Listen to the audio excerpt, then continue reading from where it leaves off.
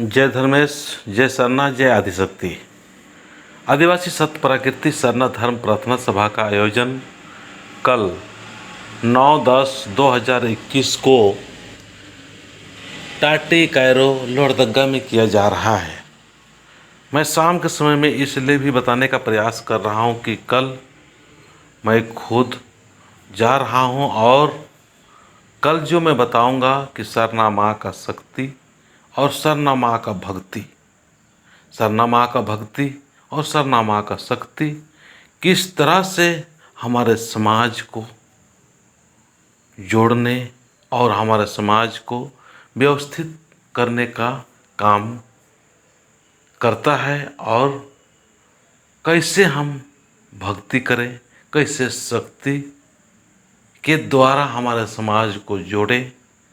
शक्ति और भक्ति के बीच में हमें कैसे सामंजस्य स्थापित करके हमें अपने जीवन को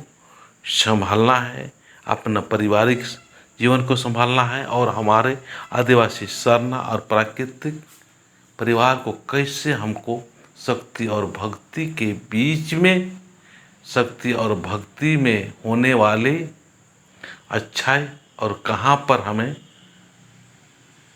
सामंजस्य स्थापित करके हमें एक बेहतर और सुंदर समाज के लिए जोड़ने का काम करें, ये बताने का प्रयास करेंगे। टाइम है 3 बजे से लेकर 4 बजे के बीच में ये मेरा वक्ता रहेगा। जय सरना।